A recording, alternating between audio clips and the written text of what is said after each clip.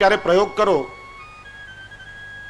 कोई रजस्वला स्त्री होय, तुलसीना छोड़ पर एनो परछायो मात्र पड़े 2 मिनिट में तुलसीनो छोड़ करमाई जाय छे। कोई माणस ने घाव लाग्यो होय, कई लाग्यो होय, एने जो रजस्वला स्त्रीनो स्पर्श थई जाए, गमे तेटलो उपचार करो ए घाव रूजातो नथी पण पाकी जाय छे।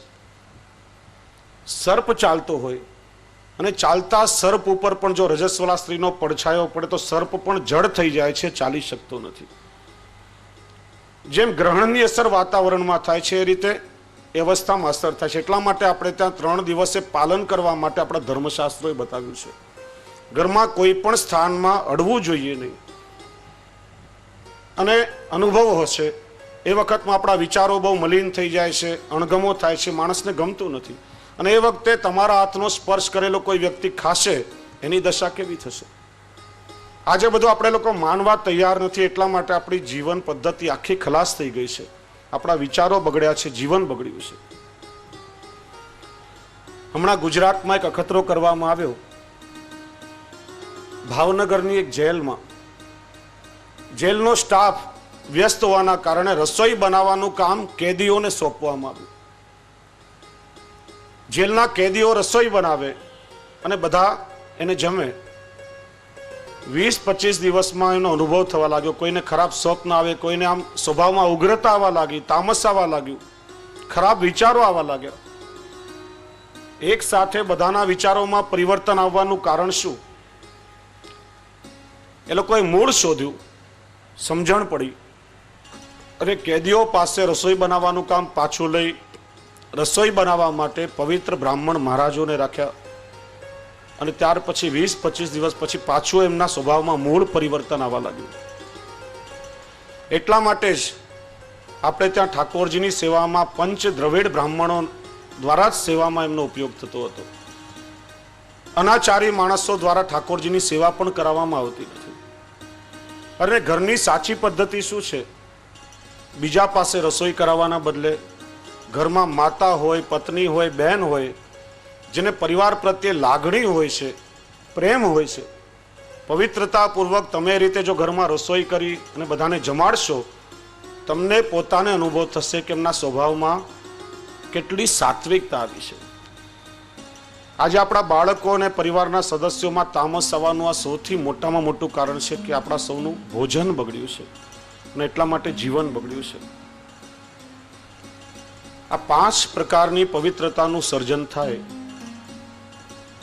અન્નનું શુદ્ધિકરણ, પાત્રોનું શુદ્ધિકરણ, સ્થાનનું શુદ્ધિકરણ, પીરસનાર અને બનાવનાર વ્યક્તિનું શુદ્ધિકરણ, અને પછી એ રસોઈ ઠાકોરજીને આપણે ભોગ ધરીએ।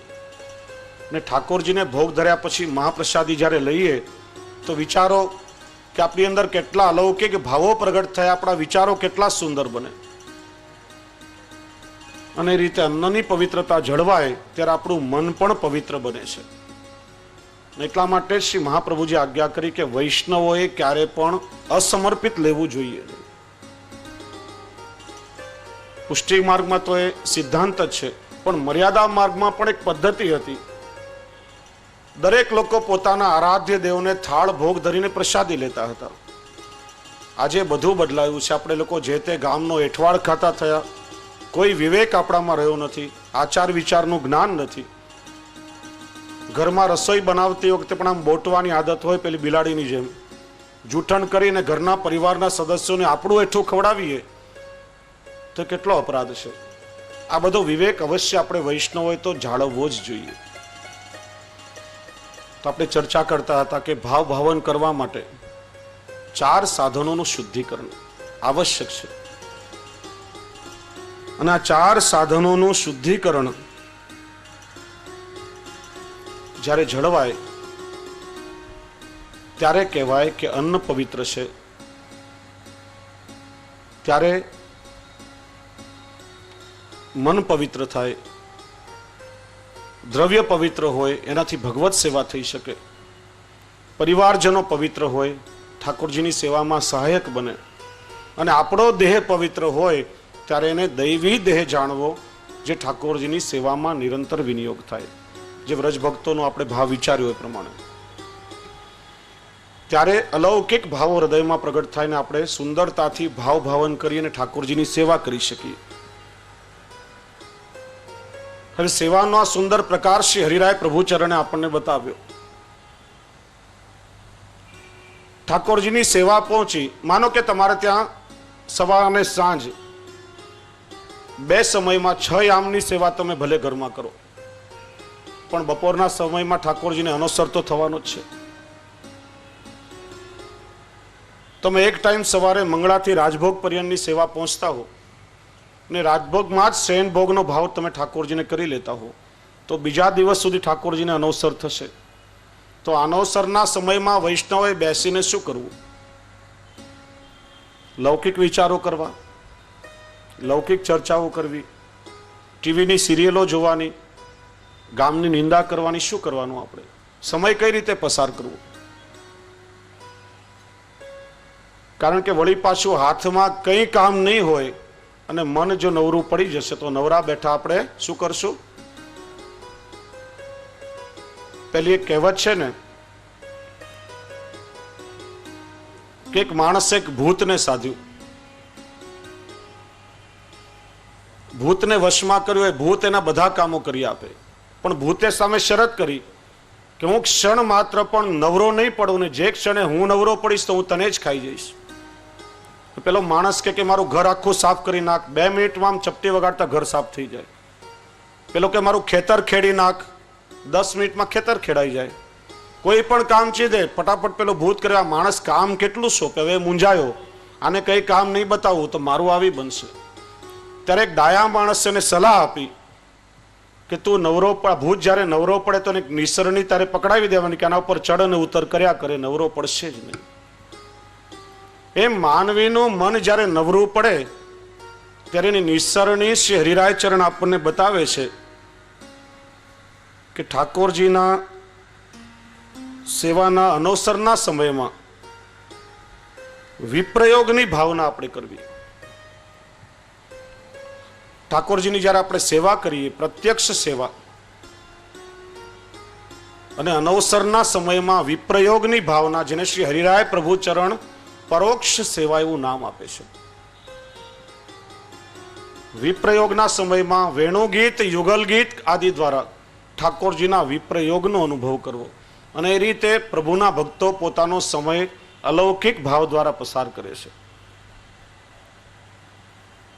સ્નેહ માર્ગમાં જેમ સંયોગ આવશ્યક છે એમ વિપ્રયોગ પણ આવશ્યક છે. સંયોગ અને વિપ્રયોગ શિંગારના 2 દલ છે. વિપ્રયોગ વગર સંયોગનો આનંદ ક્યારે પણ પ્રાપ્ત થઈ શકતો નથી. અને એટલા માટે ઠાકોરજીના દર્શનના સમયમાં વચ્ચે ટેરો આવી જાય છે, એ વિપ્રયોગ થાય છે. ત્યારે મનમાં કેટલી તાલાવેલી લાગેલી રહે કે ઠાકોરજીના દર્શન હવે પછી મને ક્યારે થશે. તો શ્રી હરિરાય પ્રભુચરણ આપણને સમજાવે છે કે યુગલ ગીત, વેણુગીત આદિનું ભાવન કરી અને વિપ્રયોગનો અનુભવ કરવો. એનાથી આપણી પ્રીતિ દ્રઢ થશે. પ્રભુ પ્રત્યેનો આપણો જે સ્નેહ છે એકદમ પરિપક્વ બનશે, અને પુનઃ જ્યારે સંયોગ થશે ત્યારે એક અલૌકિક અનુભૂતિ આપણને થશે. દયારામભાઈ એક પદમાં સુંદર સમજાવે છે. ડિસ્ટર્બન્સ આ રહે ભાઈ, મોબાઈલ કોઈની પાસે હોય એને ઓફ મોડમાં મૂકી દેજો, વાઇબ્રેટર પર નહીં રાખશો. દયારામભાઈ સમજાવે છે કે પ્રેમ, આસક્તિ, વ્યસન એ 3 રૂપો સ્નેહના લઈએ, તે ઉપરથી ચોથી તન્મયતા, તે થકે કંઈ ન કહીએ. કહીએ પ્રેમનું લક્ષણ એ જ્યારે મળે ત્યારે તેવો સ્નેહ, વિયોગ થાય ત્યારે તપે તન, ત્યાંનું ત્યાં વળગ્યું રહે મન. બહુ સુંદર પ્રકારે એમણે સમજાવ્યો. સંયોગ હોય ત્યારે કેવલ પોતાના સ્નેહીમાં જ પોતાના સ્નેહીના દર્શન થાય છે આપણને. પણ વિપ્રયોગની અવસ્થા એવી છે કે ચારે તરફ આપણને પોતાના પ્રભુની અનુભૂતિ થાય છે. સંયોગમાં તો પ્રભુ આપણી સન્મુખ છે, કેવલ પ્રભુમાં જ આપણને એનો અનુભવ થશે. પણ વિપ્રયોગમાં પુનઃ ભગવત પ્રાપ્તિ માટે આપણું મન એટલું બધું વિહવળ બની જાય છે વિપ્રયોગ અગ્નિ સમાન બતાવ્યો છે. અને ત્યારે આપણું તન એટલું તપે છે કે ચારે તરફ પ્રભુની અનુભૂતિ, ચારે તરફ પ્રભુના દર્શન આપણને થવા લાગે છે. એકવાર માં યશોદાજી ભગવાન શ્રી કૃષ્ણને સ્નાન કરાવવા માટે, લાલાને કનૈયાને સ્નાન કરાવવા માટે એમને પાટલા પર પધરાવ્યા. ઉષ્ણકાલના ગરમીના દિવસો હતા. જશોદા મૈયાએ પેલા ઘડાને હસ્ત લગાડ્યો તો જલ ખૂબ જ ગરમ ઉષ્ણ હતું. ગોપીને કહ્યું, અરે ગોપી, આ ગરમીમાં આટલું ગરમ જલ, જઈને શીતલ જલ લઈ આવો. ગોપી જ્યારે જલ લેવા માટે ગઈ, એ તો પ્રભુની પાસે રહીને નિરંતર પ્રભુના દર્શન ચાહતી હતી, એટલા માટે પાસે ઠાળી હતી. પણ યશોદા મૈયા એને દૂર મોકલી ત્યારે પ્રભુના વિપ્રયોગમાં એનું તન તપવા લાગ્યું. એના સ્પર્શથી પાછું પેલું જલ ગરમ થઈ ગયું. યશોદાજી જો, અરે મેં તને કહ્યું હતું ઠંડુ જલ લાવ, પાછું તો ગરમ જલ લાવી. બીજી વખત પેલી ગોપી જલ લેવા ગઈ. મન તો નિરંતર પ્રભુમાં હતું. મનમાં એવો અગ્નિ પ્રગટ થયો હતો કે તન તપવા લાગ્યું, પાછું પેલું જલ ગરમ થઈ ગયું. ત્યારે ઠાકોરજી આ લીલા સમજી ગયા. પ્રભુ ભક્તની ગતિ જાણી ગયા કે એના તો હૈયામાં આંચ લાગેલી છે, માટે એના સ્પર્શથી આ જલ ગરમ થઈ જાય છે. અને ત્યારે ઠાકોરજીએ પોતાના કૃપા કટાક્ષ દ્વારા એને પોતાના સ્વરૂપાનંદનું દાન કર્યું. અને ત્યારે એના તાપનું શમન થયું. અને ત્યારે ઠંડુ જલ લાવીને ઠાકોરજીને સ્નાન કરાવ્યું. એટલા માટે વિપ્રયોગ અગ્નિ સમાન છે. અને જ્યારે જ્યારે વિપ્રયોગ આવે છે, વિપ્રયોગ દ્વારા આપણું અંતઃકરણ પણ વિશુદ્ધ બને છે. એટલા માટે જ ગોપીઓ યુગલ ગીત, વેણુગીત આદિમાં પ્રભુ જ્યારે વનમાં ગૌચારણ આદિ માટે પધારે ત્યારે વિપ્રયોગ કરે છે, પ્રભુને વિનંતી કરે છે, મનમાં ભાવન કરે છે. ને પ્રભુ જ્યારે પાછા પધારે ત્યારે કહે છે કે પ્રભુ, અમે તો નિરંતર આપને યાદ કરતા હતા, ક્ષણ માત્ર પણ આપનું વિસ્મરણ થયું નથી. મનમાં વિચારતા હતા કે આપના ચરણારવિંદ આટલા કોમળ છે, કદાચ એક કાંટો કે કોઈ કંકર તો આપને લાગી નહીં જાય ને. ત્યારે ઠાકોરજી પણ એવા ગોપીજનોને કહે છે કે ગોપીઓ, તમે મને યાદ કરતી હતી, પણ હું પણ તમને ક્ષણ માત્ર પણ ભૂલ્યો નથી. હું પણ પ્રત્યેક ક્ષણે તમને જ યાદ કરતો હતો. જેમ તમે મને યાદ કરો છો, એનું જ નામ પ્રેમ કહેવાય. અને શ્રી હરિરાયજી સમજાવે છે કે પ્રેમ હંમેશા પરસ્પર હોય, એક તરફી ન હોય. એક તરફી પ્રેમમાં એ પ્રેમનો અનુભવ થતો નથી. જેમ સૂર્ય અને કમળ તેને સ્નેહ છે, પરંતુ સાંજ થતા પેલું કમળ બીડાઈ જાય અને સૂર્યને વ્યથા થતી નથી, કારણ કે કમળ સૂર્યને પ્રેમ કરે છે. આ એકાંગી સ્નેહ કહેવાય. ચંદ્ર અને કુમુદનીને પ્રીતિ છે, પણ કુમુદનીની પ્રીતિને ચંદ્ર જાણતો નથી. મેઘ અને મયુરને પ્રીતિ છે. મેઘ આવવાનો હોય ત્યારે મયુર અત્યંત આનંદિત થઈ જાય છે, પણ એ મયુરના પ્રેમને ક્યારે પણ મેઘ જાણી શકતો નથી. સ્નેહી એને કહેવાય કે બંને બાજુ જેના હૃદય વિંધાયેલા રહે. પ્રસંગને યાદ કરો, શ્રી ગુસાઈજી સાથે કુંભનદાસજીને પરદેશ જવાનું થયું. શ્રી ગુસાઈજીએ કુંભનદાસજીને આજ્ઞા કરી કે આ તમારે અમારી સાથે પરદેશ જવાનું છે. હજી પહેલા મુકામે પહોંચ્યા ત્યાં જ કુંભનદાસજી બેહોશ થઈ ગયા. અહીંયા શ્રીજી બાવા પણ એમના વગર વિહવળ થઈ ગયા. ત્યારે શ્રી ગુસાઈજીએ કહ્યું, પહેલા મુકામે જો આવી દશા થઈ છે તો આગળ જઈને શું થશે? આનું નામ છે પરસ્પરની પ્રીત, કે એક એક પળ પણ યુગ સમાન લાગે. અને એટલા માટે જે છત્રભૂત દાસજીએ ગોવર્ધન વાસી સાંવરે લાલા, એમાં એ ભાવ ખૂબ વિસ્તારથી પ્રગટ કર્યો છે. ગોવર્ધન વાસી સાંવરે લાલા, તુમ બિન રહ્યો ન જાય રે. શ્રી ગોવર્ધન વાસી સાંવરે લાલા, તુમ બિન રહ્યો જાય. वो ब्रजराज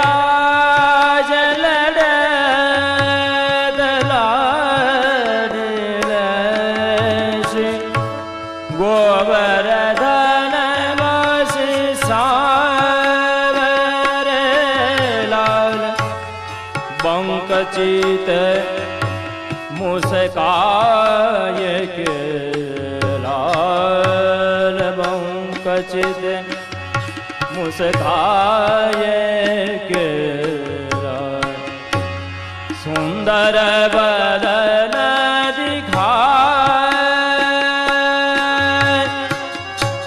લોચન તલફ મીર જો લાલ લોચન તલફ મીર જો લાલ પલછિન કલ્પ બિહાઈ હો શ્રી બ્રજ લોચન તડપે મીન જો પલછીન કલ્પ વિહાય.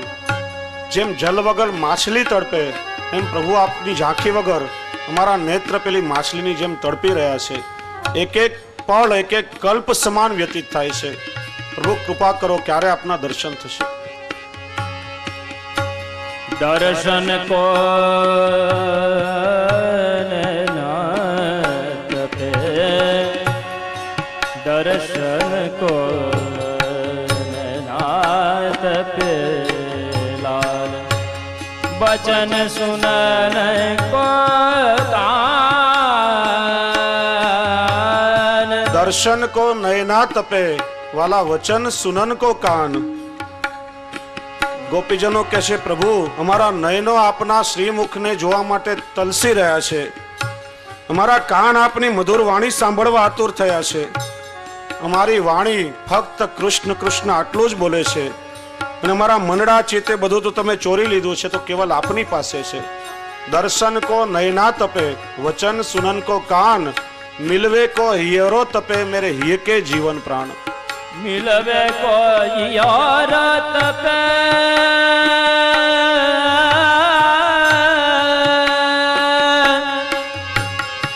મેરે જીએ કે જીવન પ્રાણ શ્રી બ્રજ રાજ લડે તલાડીલ શ્રી ગોવર્ધન વાસી સાવર લાલ તુમ બિન રહ્યો ન જાય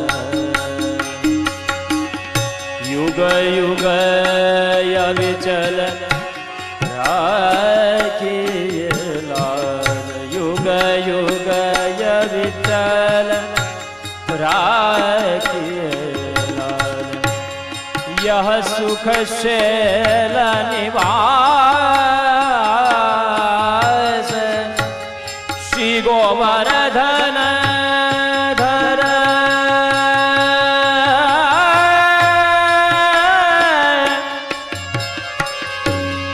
श्री गोवर्धन धर रूप पे हो श्री गोवर्धन धर रूप पे बल बल जाए चतुर्भुज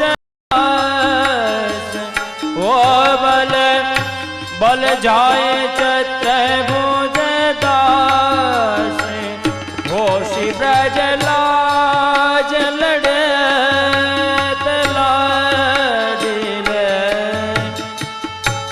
तुम बिन रहो न जाए श्री गोवर्धन वासी सावर लाल तुम बिन रहो न जाए हो ब्रज राज लड़े तलाडिले.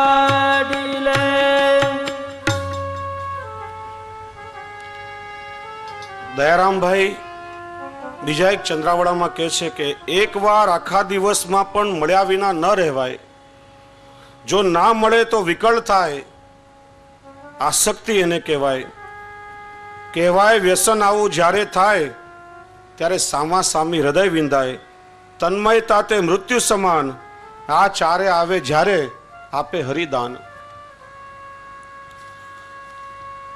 જેમ શ્રીમદ ભાગવતજીના એકાદશ સ્કંદમાં 12મા અધ્યાયમાં ઉદ્ધવજીએ કહ્યું છે કે જેમ સમાધિમાં બેઠેલા યોગીઓને પોતાના નામ તથા રૂપની પણ ખબર રહેતી નથી, પોતાની જાતને લોકો ભૂલી જાય છે, તેમ ગોપીઓ પણ મારા વિશે આસક્તિ ધરાવતી હોવાથી તેઓને પણ પોતાના પતિ પુત્રાદિક આલોક અને પરલોક એ બધાનું વિસ્મરણ થયું હતું. જેમ સમુદ્રમાં નદીઓ ભળી જાય ત્યારે પોતાનું રૂપ ખોઈ બેસે છે, તેમ ગોપીઓ મારામાં લીન થઈ ગઈ હતી. આ વિપ્રયોગનો પ્રકાર જીવ જ્યારે પ્રભુની સાથે તન્મય બની જાય છે. એટલા માટે 10મા સ્કંદના 30મા અધ્યાયના 43મા શ્લોકમાં કહ્યું છે, તન મનસ્કા તદા લાપા સદ્વિચેષ્ટા તદાત્મિકા. ગોપીઓના મન ભગવાનમાં જ લાગેલા હતા, તેઓ ભગવત સંબંધી જ વાર્તાલાપ કરતા હતા અને તેમ કરતા કરતા ગોપીજનો સ્વયં ભગવદ રૂપ બની ગયા હતા. અને એટલા માટે જ યુગલ ગીત અને વેણુ ગીત આદિ એનું સતત ગોપીજનો ચિંતન કરતી, પ્રભુના વેણુનાદનું શ્રવણ કરતી અને પ્રભુના વેણુનાદનું શ્રવણ થતા પોતાનું શાન બાન બધું ગોપીજનો ભૂલી જતા. પ્રભુના વેણુનાદમાં એટલું આકર્ષણ હતું કે ઘરવાર બધું છોડીને પણ ગોપીજનોએ વેણુના શ્રવણમાં લીન બની જતા. એટલા માટે તો ભગવાન શ્રી કૃષ્ણના વેણુને વિશ્વ મોહિની કહેવામાં આવે છે.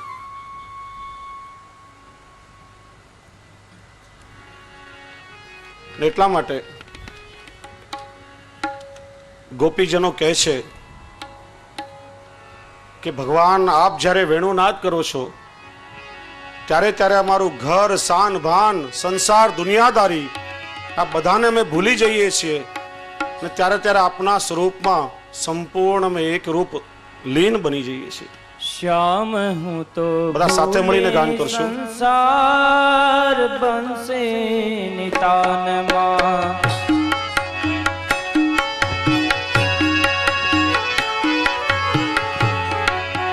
શ્યામ હું તો ભૂલે સંસાર બનશે નિતાનમાં, શ્યામ में तो मेला घर बार बंसे नितान માં.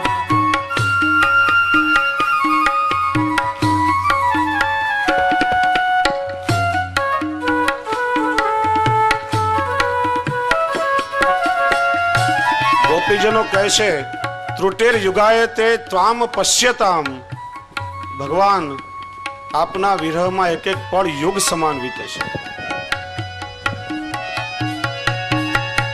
સૂતી નિદ્રામાં ત્યાં ભણકાર વાગતા,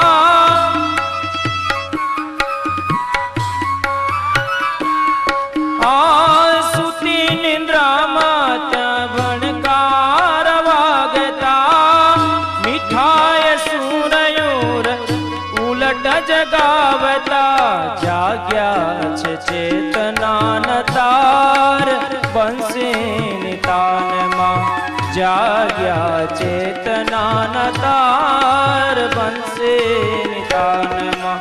શ્યામ હું તો ભૂલી સંસાર બંસે નિતાનમાં, શ્યામ મેં તો મેલા ઘર બાર બંસે નિતાનમાં.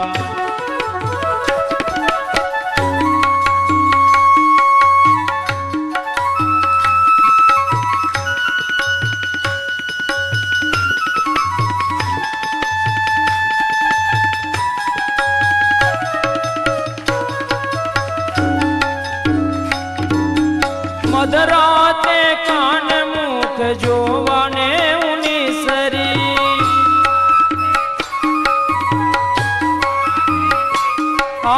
મધરાતે કાન મુખ જોવાને ઉની સરી, ઉરનાયું મળકે રજની ને વિસરી, ઉરનાયું મળકે રજની ને વિસરી, દૂધડા બંસે નિતાનમાં, દૂધડા ઉભરાય જાય બંસે નિતાનમાં. શ્યામ संसार बंसे नितान माँ श्याम में तो मेला दरबार बंसे नितान माँ।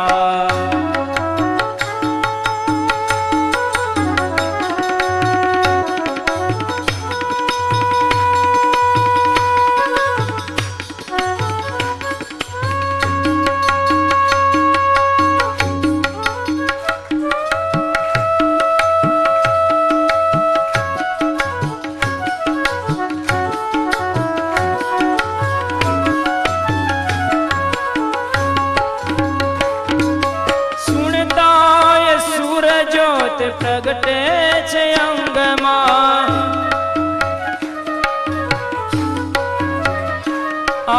सुनता ये सूरजोत प्रगटे छे अंगमां दौड़ी हूँ तो दर्शन न पूरायूं मंगमां रोता मेला में बाळ बंसी नितान मां रोता मेला में बाळ बंसी नितानमा श्याम हूँ तो भूले संसार बंसे नितानमा श्याम में तो मिला घर बार बंसे नितानमा।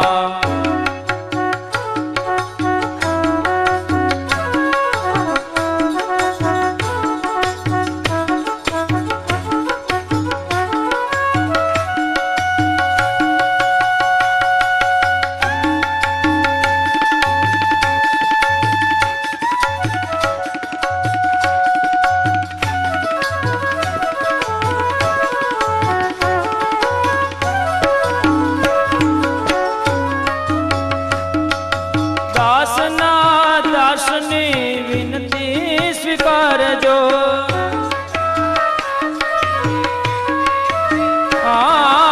दासना दासनी विनती स्वीकारजो डूबी रही छुनाथ रूप सागर मां सुनो लागे छे संसार बंसे नितान मां सुनो या लागे छे संसार बंसे नितान मां श्याम तो भूले संसार बंसी नितान मां श्याम में तो मेला घर बार बंसी नितान मां श्याम तो भूले संसार बंसी नितान मां श्याम में तो मेला घर बार बंसी नितान मां बंसी नितान मां बंसी नितान मां बंसी नितान मां बंसी नितान मां। શ્રી હરિરાય પ્રભુચરણ આપણને સમજાવે છે કે ઠાકોરજી જેને કૃપાનું દાન કરે છે જેના પર પ્રભુની કૃપા થાય છે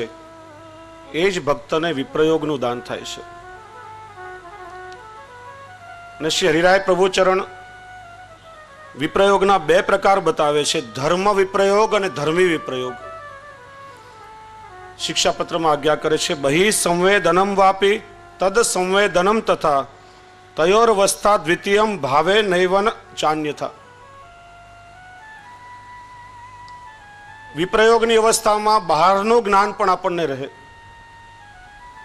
ઠાકોરજીનો વિપ્રયોગાનુભવ આપણે કરીએ પણ સાથે સાથે દેહનું અનુસંધાન આ દુનિયાનું અનુસંધાન એ બધાનું રહે, એનું નામ છે ધર્મ વિપ્રયોગ। પણ વિપ્રયોગમાં જ્યારે બહારનું જ્ઞાન પણ છૂટી જાય, તન્મયતા પ્રાપ્ત થઈ ગઈ અને પુષ્ટિ માર્ગનું પરમ ફળ છે, એનું નામ છે ધર્મી વિપ્રયોગ। એ મૃત્યુ સમાન કહેવાયું છે પણ મૃત્યુ નહીં। જેવી રીતે માણસ મરે ત્યારે આત્માને આ દેહ સાથે કોઈ સંબંધ રહેતો નથી, એવી રીતે ધર્મી વિપ્રયોગમાં દેહના સંબંધીઓ પ્રત્યે પણ કોઈ સંબંધ રહેતો નથી। એને દુનિયાનું શાન ભાન બધું વિસરાઈ જાય છે। આ દશાને પુષ્ટિ ભક્ત જ કેવલ પ્રાપ્ત કરી શકે છે। ભગવાન જ્યારે રાસમાં અંતર્ધ્યાન થયા ત્યારે અંતર્ધ્યાન સમયે ગોપી ગીતમાં ગોપીજનોએ પણ ભગવાનના લીલાનું ચર્વન કર્યું હતું। ગોપીજનોએ ભગવાનને પૂછ્યું કે ભગવાન આપ અમને છોડીને ક્યાં પધાર્યા? ભગવાને કહ્યું કે હું તમને છોડીને ક્ષણ માત્ર પણ દૂર ગયો નથી. અહીંયા જો શબ્દ શું છે? અંતર ધ્યાન. ભગવાન એમની અંદર અંતર ધ્યાન થઈ ગયા, તેમના હૃદયમાં બિરાજી ગયા હતા. પ્રભુએ કહ્યું જો તમને છોડીને ચાલ્યો જાત તો તમને 10મી અવસ્થા મૃત્યુની પ્રાપ્તિ થઈ ગઈ હોત. તમે જીવો છો એનો અર્થ જ કે હું તમારી અંદર જ બિરાજતો હતો, હું તમને છોડીને ગયો જ નથી. તમે મને બાહરી રૂપથી જોયો અને રાસ રમ્યા, પછી તરત જ તમે મારો વિયોગ સહન નહીં કરી શક્યા હોત, તેથી હું તમારો હૃદયવાસી બન્યો છું. અને ધર્મી વિપ્રયોગની અવસ્થા એવી છે કે જેમાં સમગ્ર સંસારનું વિસ્મરણ થઈ જાય. ત્યારે શ્રી હરિરાય ચરણ આપણને છઠ્ઠા કર્તવ્ય વિશે બોધ આપે છે. જ્યારે ઠાકોરજીની સેવાનો સમય હોય ત્યારે પ્રભુનું સંયોગ સુખ પ્રાપ્ત કરો, પ્રભુના સ્વરૂપાનંદની અનુભૂતિ કરો. દેહ અને ઇન્દ્રિયોથી પ્રભુનો અનુભવ કરો. પણ જ્યારે જ્યારે વિપ્રયોગનો સમય હોય ત્યારે પ્રભુની લીલાઓનું ચિંતન કરી, અનવસરના સમયમાં લીલાઓનું ચિંતન કરી અને વિપ્રયોગનો અનુભવ કરો. શરૂઆતમાં ધર્મ સ્વરૂપ વિપ્રયોગ આવશે, પણ જ્યારે ધર્મી સ્વરૂપ વિપ્રયોગનો અનુભવ થવા લાગે ત્યારે સમજવાનો કે પુષ્ટિ માર્ગનું પરમ ફળ પ્રાપ્ત થયું છે. હવે ખૂબ જ મહત્વની બાબત આવે છે. 7મા કર્તવ્યનું નિરૂપણ શ્રી હરિરાય પ્રભુચરણ કરે છે. અને અનેક શિક્ષાપત્રોમાં, સમય આપણી પાસે ઓછો છે એટલે સંદર્ભ બહુ વધારે નથી લેતો, મૂળ સારરૂપ ચર્ચા આપણે સૌ કરી રહ્યા છીએ. કારણ કે હવે કેવલ 2.5 દિવસ બચ્યા છે અને હજી બીજા 6 કર્તવ્યોનું આપણે ચિંતન કરવાનું છે. છઠ્ઠા કર્તવ્યમાં શ્રી હરિરાય પ્રભુચરણ પુષ્ટિજીવો માટે આજ્ઞા કરે છે. નહીં સાધન સંપત્ત્યા હરિસ્તુષ્યતિ કદાચન ભક્ત્યાનામ દૈન્યમેકમ હિ હરિતોષણ સાધનમ. ઠાકોરજીને જો પ્રસન્ન કરવા માટે ઈચ્છતા હો તો નિસ્સાધન બનો, હૃદયમાં દીનતા ભાવ ધારણ કરો. દૈન્ય ભાવથી ઠાકોરજી પ્રસન્ન થશે. ઠાકોરજી કોઈ પણ સાધન સંપત્તિ કે શક્તિના પ્રદર્શનથી પ્રસન્ન થતા નથી. વૈષ્ણવ શ્રી હરિરાય પ્રભુચરણને શિક્ષા સાગર પુષ્ટિ માર્ગમાં કહેવામાં આવે છે, સાથે સાથે દીનતા સાગર પણ કહેવામાં આવે છે. શ્રી હરિરાયજી અહીંયા ખાલી દીનતાનો ઉપદેશ આપણને આપતા નથી, પણ દીનતાનો સિદ્ધાંત પોતાના જીવનમાં આપે ચરિતાર્થ કરી બતાવ્યો છે. શ્રી હરિરાયજીને નિત્ય ભગવદીઓ વૈષ્ણવ સાથે સત્સંગ કરવાનો દૈનિક ક્રમ.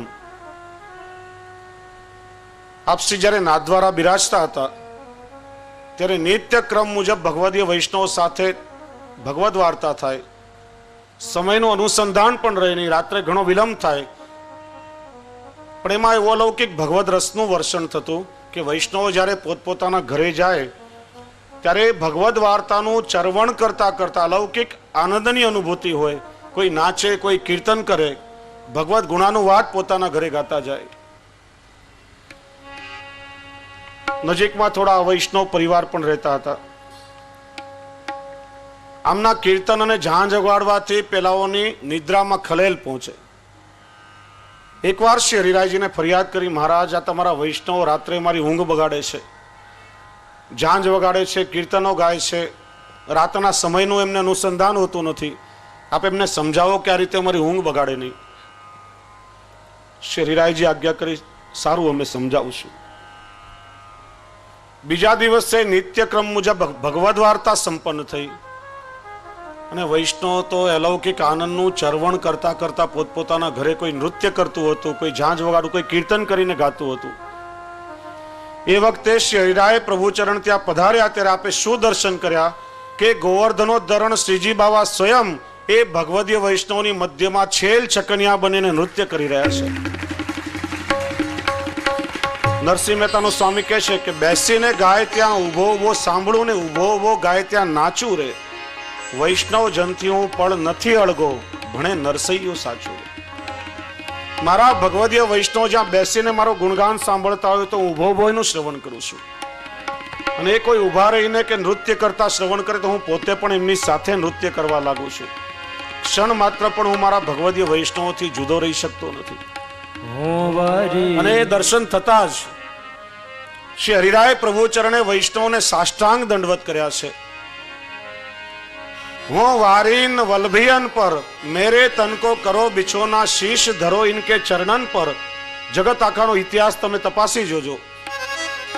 કોઈ શિષ્ય કે સેવકે પોતાના ગુરુ કે આચાર્યના ચરણોમાં પોતાની ભાવ ઉર્મિઓ વ્યક્ત કરી હશે, પણ કોઈ ગુરુએ પોતાના સેવકોના ચરણોમાં પોતાના હૃદયનો ભાવ વ્યક્ત કર્યો હોય એકમાત્ર પુષ્ટિ માર્ગમાં શ્રી હરિરાય પ્રભુ ચરણ થયા. એટલા માટે દીનતા સાગર કહેવાયા. હું વારીન વલ્લભિયન પર, અમારા વૈષ્ણવ પર હું મારું સર્વસ્વ નોછાવર કરી દઉં. મેરે તનકો કરો બિછાના, એમને બિરાજવા માટે મારા શરીરનું આસન કરીને બિછાવી દઉં અને મારું મસ્તક શીશ ધરો ઇનકે ચરણન પર.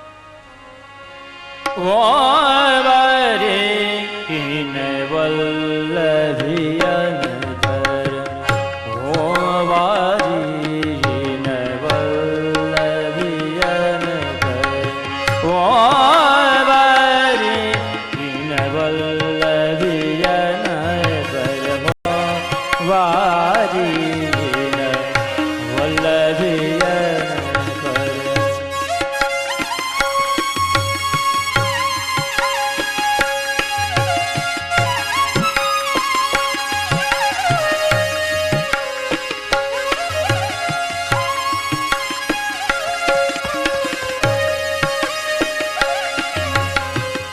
मेरे तन को करो बिछोना,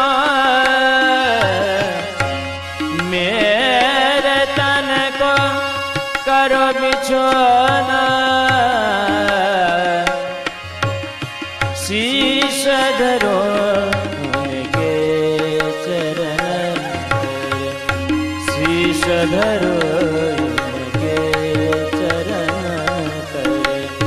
हो वारीन वल्लभियन पर.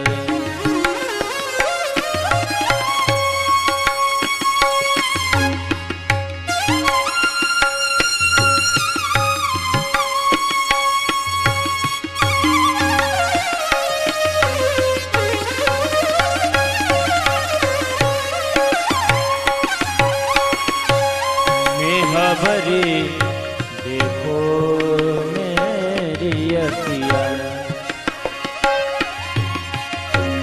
मेह भरी देखो मेरी अखियाँ. मंडल मध्य विराजत गिरिधर, मंडल मध्य મેં ધરો विराजत નિરખો મેરી અખિયન, મંડલી મધ્ય વિરાજત ગિરધર. દ્રષ્ટિ જ મારી ત્યાંથી હટતી નથી. જો કેવા ભગવદીય વૈષ્ણવની મધ્યમાં મારા શ્રીજી બાવા સ્વયં બિરાજી રહ્યા છે.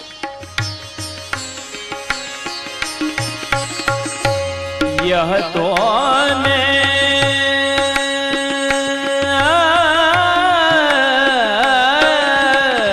यह तो मैं मोहि प्राण जीवन दान, दान दियो श्री वल्लभ, दान दियो श्री वल्लभ वर. ओ वारीन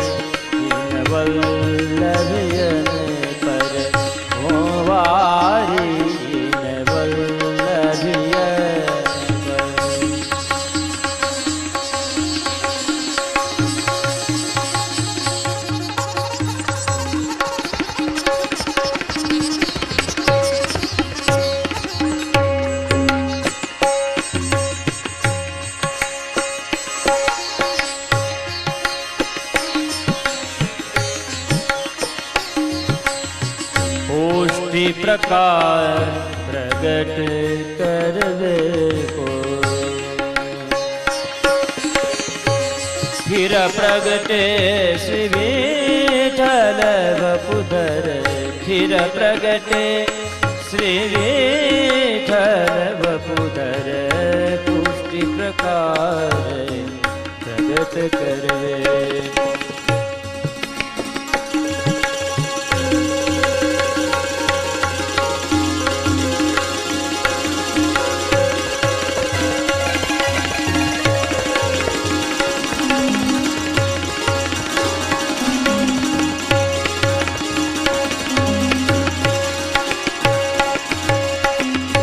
रसिका सदा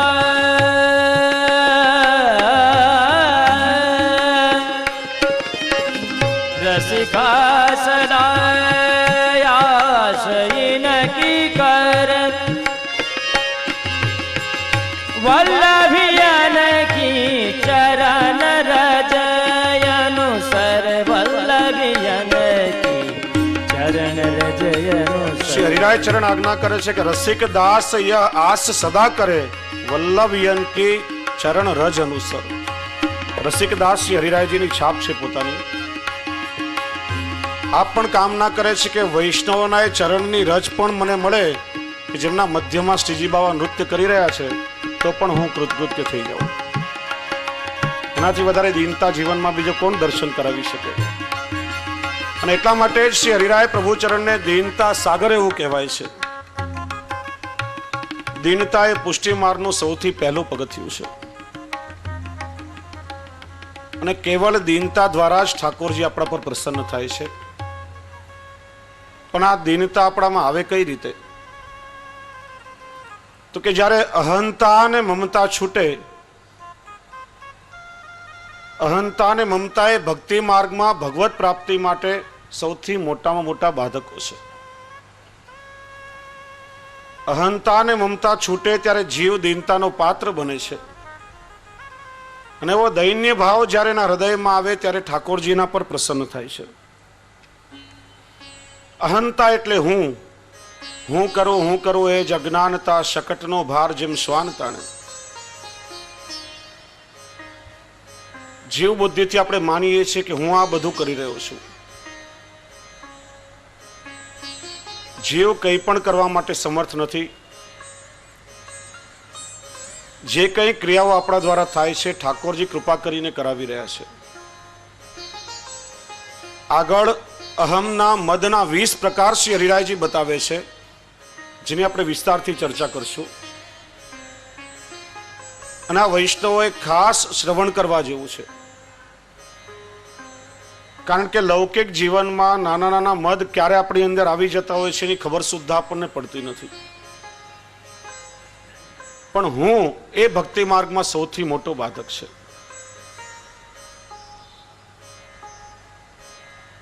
ઇન્દ્રને ગુમાન થયું હતું, અહમ આવ્યો હતો.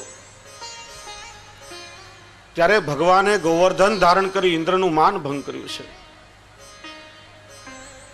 રાવણ સામાન્ય વ્યક્તિ નહીં હતો, જ્ઞાની હતો, ઐશ્વર્યશાળી, સંપન્ન, ગુણવાન, સમર્થ, સર્વ દેવોને પણ વશમાં કર્યા હતા. છતાં એને અહમ થયો. એકો હમ દ્વિતીયો નસ્તી ન ભૂતો ન ભવિષ્યતિ. મારા જેવું સમર્થ કોઈ હતું નહીં, કોઈ છે નહીં ને ભવિષ્યમાં કોઈ થશે નહીં. અને અહમમાં જેને ખોટું કામ કર્યું અને ભગવાને ક્ષણમાં એનો સર્વનાશ કર્યો. જ્યારે જ્યારે માણસને અહમ આવે છે ત્યારે સમજવાનું કે પતન ખૂબ નજીકમાં આવી રહ્યું છે. કારણ કે ઉપર ચડવા માટે ઘણા પગથિયા ચડવા પડે છે પણ નીચે ઉતરવામાં બહુ વાર લાગતી નથી. અહમ ભક્તિ માર્ગમાં સૌથી મોટો બાધક છે અને જ્યાં સુધી આપણામાં હશે ત્યાં સુધી દીનતા કોસો દૂર રહેવાની છે. એકવાર એક બહુ સારો મૂર્તિકાર આબેહૂબ કોઈનું પણ ચિત્ર આપો એવી પ્રતિમા બનાવે કે માણસ વિચારતો થઈ જાય કે આ સાચો છે કે કેવલ પ્રતિમા છે. હવે મૂર્તિકારને કોઈ જ્યોતિષે પોતાનો જોશ બતાવ્યો છે કે ભાઈ આજથી બરાબર 10મે દિવસે તારું મૃત્યુ થશે. પેલો બહુ સિદ્ધ જ્યોતિષ હતો ને પેલાને એના પર ખૂબ વિશ્વાસ. વિચાર્યું કે 10 દિવસ પછી મારે મરવાનું છે, શું ઉપાય કરું જેનાથી બચી શકું. દરેકનો નિશ્ચિત સમયમાં નિશ્ચિત વ્યક્તિને જ તેડું આવતું હોય છે. ભગવાને મને આટલી સુંદર કલા આપી છે, કામ કરું મારા જેવી આબેહૂબ 10 પ્રતિમાઓ બનાવી નાખું. યમના દૂતો આવશે, નક્કી નહીં કરી શકે કે અસલી કોણ અને નકલી કોણ. તો એ લોકો પણ વિચારમાં પડશે ને એકવાર સમય ચૂકી ગયો તો બીજા 100 વર્ષ મને મળી જશે. દિવસ રાત મહેનત કરીને પોતાના જેવી 10 પ્રતિમાઓ નિર્મિત કરી. નિશ્ચિત સમયે યમના દૂતો આવ્યા, આવ્યા હતા. મૂર્તિકારને જોયો તો એક સરખા 10 અહીંયા બેઠા છે. કોને લઈ જવો? જો ખોટા માણસને લઈ જાય તો આ તો ધર્મરાજના અનુચરો છે, અધર્મ થાય, અન્યાય થાય. યમરાજ પાસે આવ્યા, યમરાજ પોતે આવ્યા, જોયું તો એક સરખા 10, એ પણ નક્કી કરી શક્યા નથી. છેવટે ભગવાન વિષ્ણુ પાસે આવ્યા. ભગવાન કોઈ વ્યક્તિને લેવાનો છે, સમય થઈ રહ્યો છે, અને સમય ચૂકી જશું તો અનર્થ થશે. ભગવાન વિષ્ણુ આવ્યા. ભગવાન આશ્ચર્યચકિત થયા, કેટલો સુંદર કલાકાર છે. ક્યાં છે કલાકાર કે જેને આટલી સુંદર મૂર્તિઓ બનાવી? અત્યારે પાસે હોય તો મને ઇનામ આપવાનું મન થાય છે. પેલો બોલ્યો, આ રહ્યો મહારાજ, મેં જ આ મૂર્તિઓ બનાવી છે. ભગવાન કે ચાલ બેટા, તને તો લેવા આવ્યા છીએ. મેં કર્યું, હું કરું છું એવો અહમ થયો એટલે સમજવાનું કે હવે નીચે પડવાનો સમય આવ્યો છે. અહમ ભગવાનને લેશ માત્ર પણ ગમતો નથી. નાથદ્વારાનો પ્રસંગ છે. 150-200 વર્ષ પહેલાની વાત. એક ગરીબ નિષ્કંચન વૈષ્ણવ ટકો ભેગા કરીને થોડું દ્રવ્ય બચાવ્યું. એનો મનોરથ હતો કે ત્યાં નાથદ્વારા જઈ શ્રીજી બાવાને ઉષ્ણકાલમાં ફૂલ મંડલીનો મનોરથ સિદ્ધ કરાવીશ. કૃષ્ણ ભંડારમાં આવી વિનંતી કરી,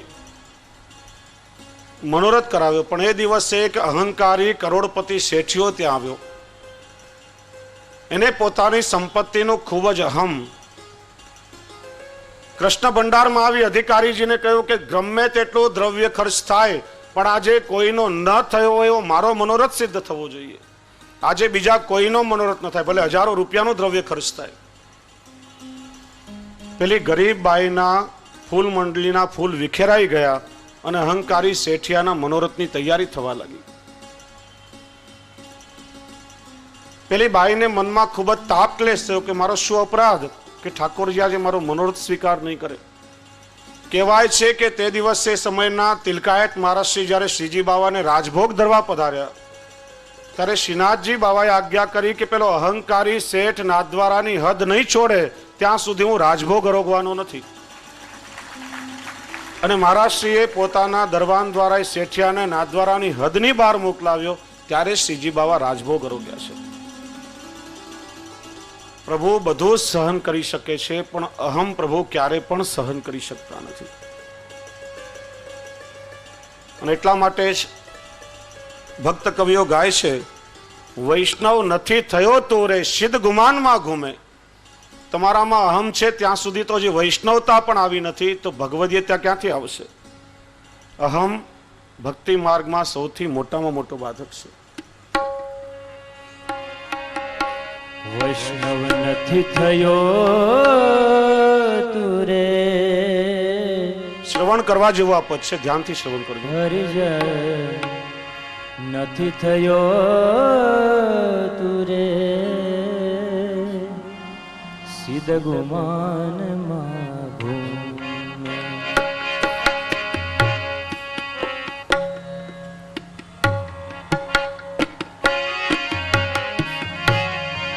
વૈષ્ણવ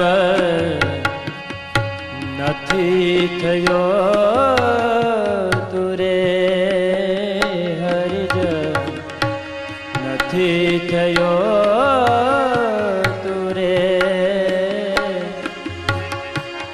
સીધે ગુમાનમાં તું ઘૂમે.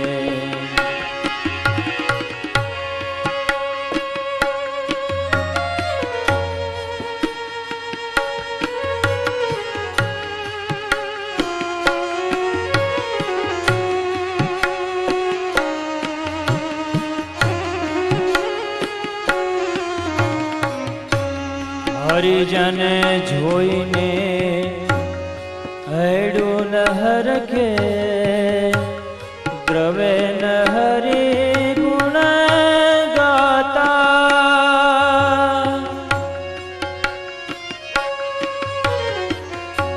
કામધામ ચટકી નથી ફટકી કામધામ ચટકી નથી ફટકી ક્રોધે લોચન રાતા વૈષ્ણવ નથી થયો તુરે હરિજન નથી થયો તુરે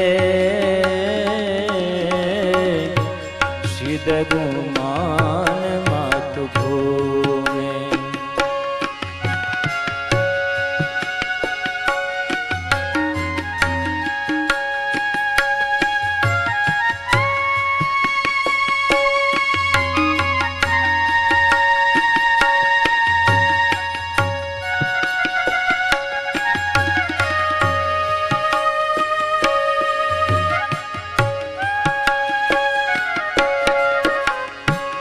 तुझ संगे कोई वैष्णव थाये तो तू वैष्णव साचो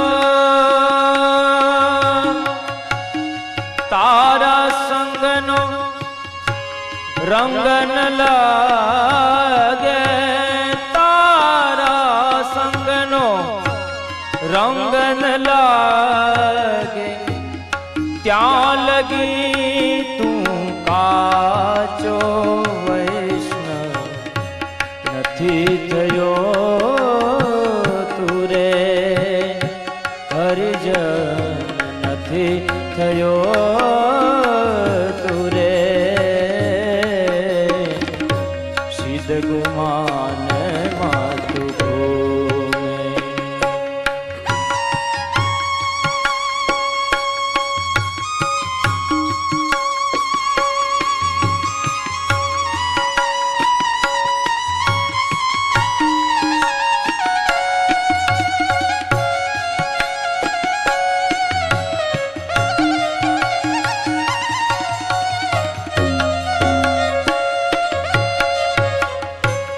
पर दुख देखी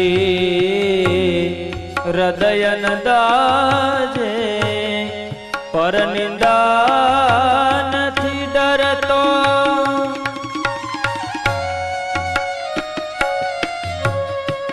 વૈષ્ણવતાના લક્ષણો ખૂબ સુંદર આ પદમાં બતાવ્યા છે. પર દુઃખ દેખી જેનું હૃદય ન દાજે અને પર નિંદાથી નથી ડરતો. पर दुख देखी हृदय न दाजे पर निंदा थी નથી डरतो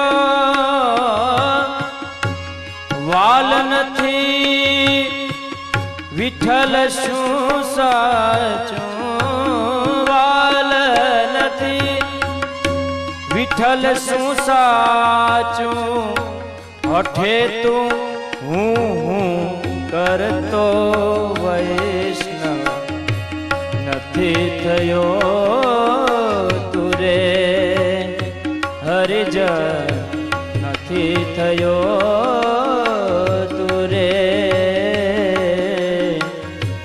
સિદ્ધ ગુમાન માતુ ભૂમે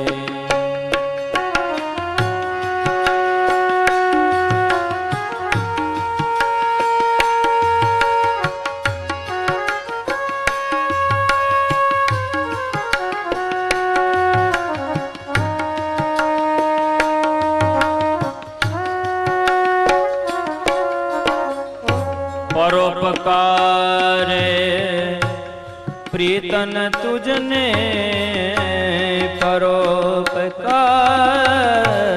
પરોપકાર પ્રીતન તુજને સ્વાર્થ છૂટો છે નહીં કહેણી તેવી રહેણી ન મળે કહેણી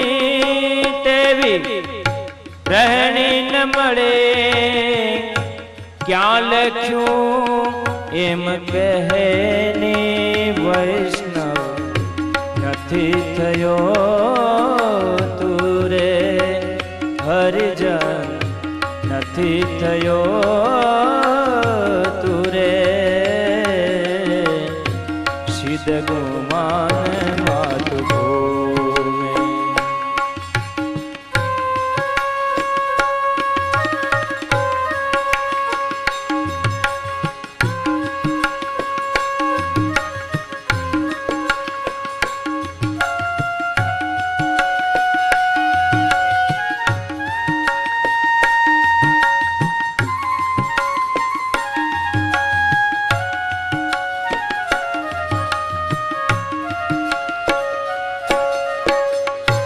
મન તણો ગુરુ મન કરીશ તો મન તણો મન તણો ગુરુ મન કરીશ તો સાચી વસ્તુ જડશે. દયા દુઃખ કે સુખ માન પણ દયા દુઃખ કે સુખ માન પણ સાચું કહેવું પડશે હો સાચું કહેવું પડશે. વૈષ્ણવ નથી થયો તું રે હરિજન નથી થયો તું રે સિદ્ધ ગુમાન માતું ભૂમે. વૈષ્ણવ નથી થયો તું રે હરિજન નથી થયો તું રે સિદ્ધ ગુમાન માતું ભૂમે. દયારામભાઈ એક ચંદ્રાવળામાં અહંકાર માટે કહે છે કે કરવા ચાહે પ્રસન્ન પ્રભુને તો અભિમાન અળગું રાખ. શીઘ્ર દયા કેશવની ઈચ્છે તો દીનતા રાખ. રાખ દીનતા એક જ કરીને કરવા કૃપા મન થાશે હરીને. 72 કોટીએ સરયુન કામ દીનતા એક બંધાયા દામ. શરીરાયજી આ જ વાતની શિક્ષાપત્રમાં આજ્ઞા કરે છે કે કૃષ્ણે સર્વાત્મકે નિત્યમ સર્વથા દીન ભાવનામ અહંકારમ ન કુર્વંતી મનોપેક્ષાએ વર્જયેત. ભારપૂર્વક આજ્ઞા કરી છે અહંકારમ ન કુર્વંતી. ભગવાનને પ્રાપ્ત કરવા માટે દીનતા ભાવ રાખવો જરૂરી છે. કેમ કે અભિમાન અહંકાર આ બધા ગુણો પ્રભુના વિરોધી છે. તેથી ભગવત પ્રાપ્તિ રાખવાવાળા ઈચ્છા રાખવાવાળા જીવોએ અભિમાનને દૂર રાખવું. 30મા શિક્ષાપત્રનો 7મો શ્લોક. કૃષ્ણ કૃપા પરાધીનો દીના નામત ઉપેક્ષક સ્વકીયા નામ તન્ય ભાવત કરીષ્ય ત્વનયમ સત. શરીરાયજી આજ્ઞા કરે છે કે પ્રભુમાં રહેલા ગુણો જે કૃપા છે તેને આધારે જે ભક્તો દીનતા રાખી શરણ ગ્રહીને રહ્યા છે,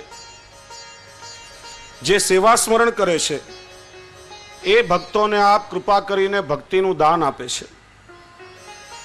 એટલું જ નહીં પણ એવા ભક્તોને ભગવાન સ્વયં આધીન બની જાય છે. અને એટલા માટે અભિમાનને છોડવું જ પડશે અને દીનતા રાખવી જ પડશે. શરીરાયજી 34મા શિક્ષાપત્રના 27મા શ્લોકમાં પણ આજ્ઞા કરે છે કે યતો માર્ગીય સર્વસ્વ દૈન્ય ભાવ વિનાશક દૈન્યમ સર્વેષુ કાર્યસુ કૃષ્ણ સેવા કથાદિશુ. બીજી વાત અહીંયા સમજાવી. પુષ્ટિ માર્ગમાં ક્રોધ એ દૈન્યનો નાશ કરવા વાળો છે. ક્રોધમાં માણસ આંધળો બની જાય છે. પોતે શું કરવું એની ભાન એનું રહેતું નથી. ન થવાનું થઈ જાય છે. પાછળથી એને પસ્તાવવું પડે છે. માટે ક્રોધનો ત્યાગ કરવો, કારણ કે ક્રોધ એ ભક્તિ માર્ગમાં બાધક છે. અહંકારથી છકેલો માણસ વિવેક ચૂકી જાય છે અને ક્રોધમાં માણસથી ન કરવાનું જ થઈ જાય છે. અમારા તાજી મહારાજ નિત્યલીલા શ્રી પુરુષોત્તમલાલજી દાદાશ્રી, અમે ઠાકોરજીની સેવામાં હોઈએ અને ભૂલથી કદાચ લેશ માત્ર પણ ક્રોધ આવી જાય તો કે બાવા હમણાં ફરીથી સ્નાન કરીને આવો, ઠંડા જલથી સ્નાન કરજો, તમને ચંડા લડી ગયો, તમારી અપરસ છોવાઈ ગઈ. ઠાકોરજીની સેવામાં ક્રોધ આવે તો ઠાકોરજીની અપરસ પણ છોવાઈ જાય છે. ક્રોધ તો ઠાકોરજીને લેશ માત્ર પણ ગમતો નથી. એટલા માટે આજ્ઞા કરી કે ક્રોધ કોઈ વૈષ્ણવોએ નહીં કરવો જોઈએ. દક્ષિણના એક પ્રખ્યાત સંત થયા તિરુવલ્લુર, કહેવાય છે બહુ ઉત્તમ સંત હતા. બોલીએ શ્રી વલ્લભાધીશ કી જય.